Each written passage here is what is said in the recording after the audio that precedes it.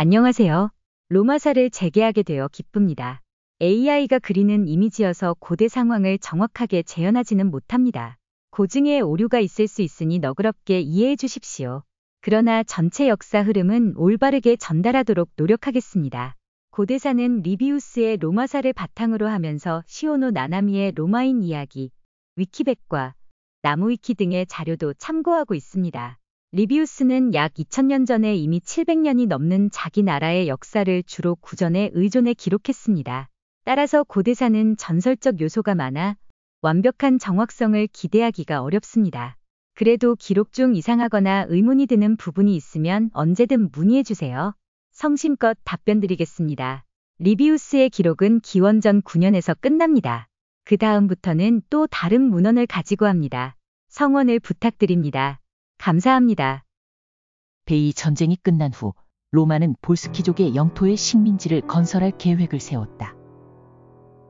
3,000명의 로마 시민을 선발해 이주시키기로 결정되었으나 곧 평민들의 강한 반발에 부딪혔다. 베이 전쟁의 승리로 더 큰 보상을 기대한 까닭에 평민들은 볼스키족의 땅만으로는 만족하지 못했다. 일부는 로마보다도 더 넓고 비옥한 베이의 영토를 원했다. 더 나아가 아예 수도를 베이로 옮기자는 주장이 나왔다. 이 주장은 점차 확대되어 로마 시민의 절반을 베이로 옮겨 이중 수도 체제를 갖춘 공화정을 세우자고 하는 계획으로 발전했다. 그러나 로마의 기득권을 가진 귀족들은 이에 단호히 반대했다.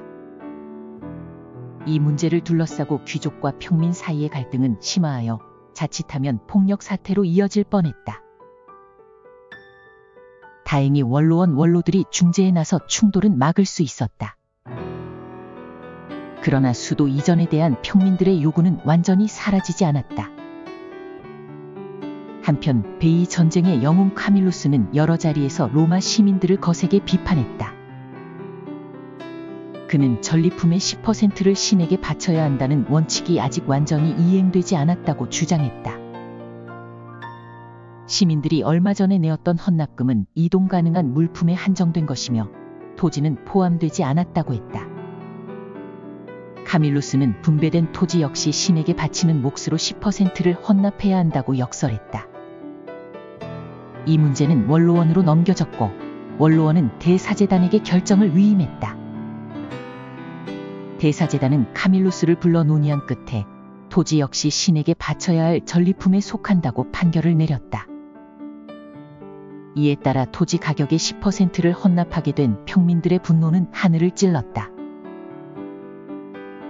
그들은 귀족 전체를 싸잡아 비난했다. 특히 카밀루스에 대한 원망은 극에 달했다. 이러한 분위기 속에서 그는 다음 해 선거에서 당선 가능성이 거의 없을 것으로 여겨졌다. 그러나 귀족들은 총력을 다해 카밀루스를 집정관 권한을 가진 군사 호민관으로 당선시켰다. 귀족들이 겉으로는 그가 유능한 전쟁 지휘관이라는 명분을 내세웠다.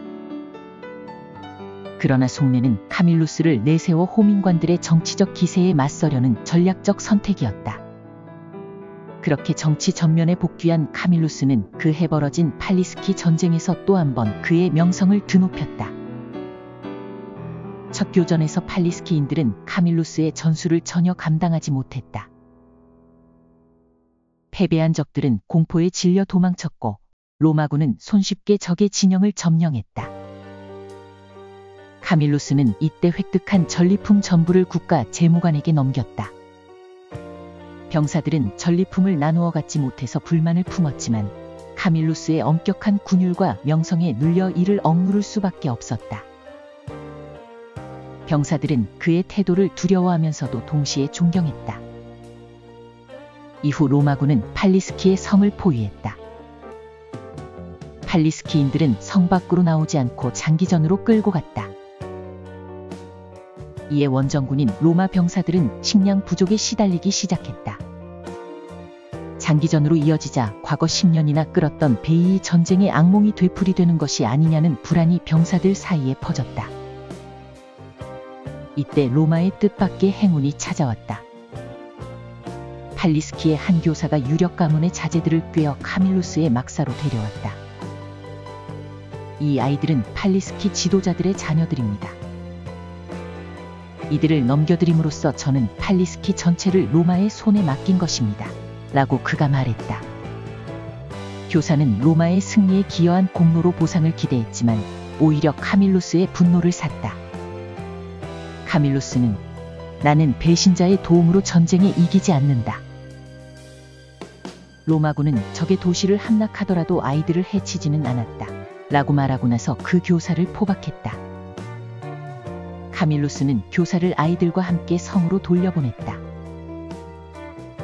이 광경을 목격한 팔리스키 시민들은 깊은 충격과 감동을 받았다. 결국 그들은 스스로 항복을 선언했다. 카밀루스는 한 번의 전투 없이 도시를 접수하고 개선 장군으로 로마로 돌아왔다. 하지만 평민들의 수도 이전 요구는 여전히 거셌다. 카밀루스는 이를 강하게 반대했다. 이로 인해 평민들의 반감은 더욱 커졌다. 평민들이 포기하지 않고 수도 이전 법안을 끝까지 밀어붙여 마침내 법안 투표일이 다가왔다. 로마의 투표는 오늘날의 미국 대통령 선거 방식과 유사한 면이 있었다. 로마 시민은 4개의 도시 부족과 31개 농촌 부족으로 나뉘었고 각 부족은 하나의 투표권을 행사했다. 각 부족 내 다수의 의견이 그 부족의 표가 되어 전체 표수는 35개였다. 그중 과반이 넘어야, 즉 18표 이상을 확보해야 법안이 통과되었다. 투표 당일 카밀루스를 비롯한 모든 귀족이 포럼에 나왔다.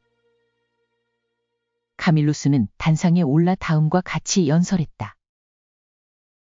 우리는 지금 단순한 정치 논쟁을 벌이는 것이 아니다.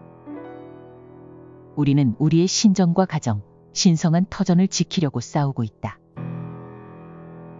신들을 떠나 베이에서 살아야 한다는 말인가? 승리한 로마를 버리고 패배한 도시를 수도로 삼겠다는 것이 말이 되는가? 그의 연설은 귀족들에게 큰 감동을 주었다. 귀족들은 노소를 가리지 않고 각자의 부족 내 평민들에게 간절히 호소했다. 귀족들은 눈물까지 흘리며 평민들에게 신의 뜻을 이야기했다. 이처럼 간절한 요청이 평민들의 신앙심과 감정을 크게 흔들었다. 결국 법안은 단 한 개의 부족 차이로 부결되었다. 귀족들은 이 승리를 기념하여 평민들에 대한 보상책을 내놓았다.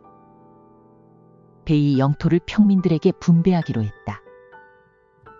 1인당 일정 면적의 토지를 배정했는데 이로 인해 자녀 수가 많을수록 더 많은 땅이 돌아갔다. 이는 평민들에게 가정을 꾸리고 자녀를 많이 낳을 동기를 부여하는 정책이었다. 이런 조치로 불만이 누그러져 평민들은 더는 다음 해 집정관 선거를 반대하지 않았다. 사실 로마는 15년 동안 집정관 권한 군사 호민관 체제를 유지하다가 올해 들어 귀족들의 주도로 다시 집정관 체제를 도입했었다. 출마할 수 없는 집정관 체제를 평민들이 반대하는 것은 자연스러운 일이었다. 그러나 귀족들의 토지 분배 정책의 마음이 누그러져 양보하게 된 것이다. 그리하여 다음 해에도 집정관 선출은 무리 없이 이루어졌다. 이후 몇 년 동안 로마는 매년 외부 부족과의 전쟁을 반복했고 전염병과 가뭄이 겹쳐 임시 정부 체제를 경험하기도 했다.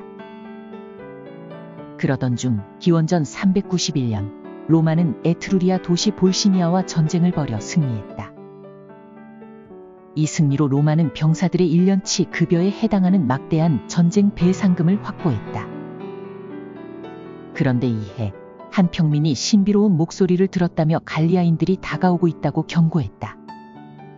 하지만 그가 평민이었고 갈리아족이 로마에서 멀리 떨어져 있어서 원로원에서 이를 무시했다.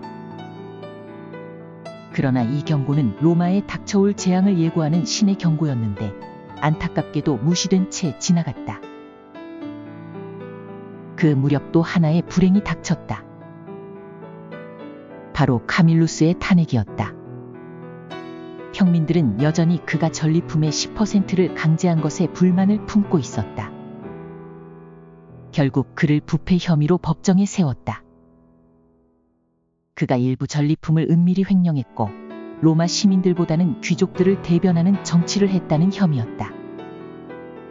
탄핵을 받자 카밀루스는 자기가 속한 부족 사람들에게 조언을 구했다.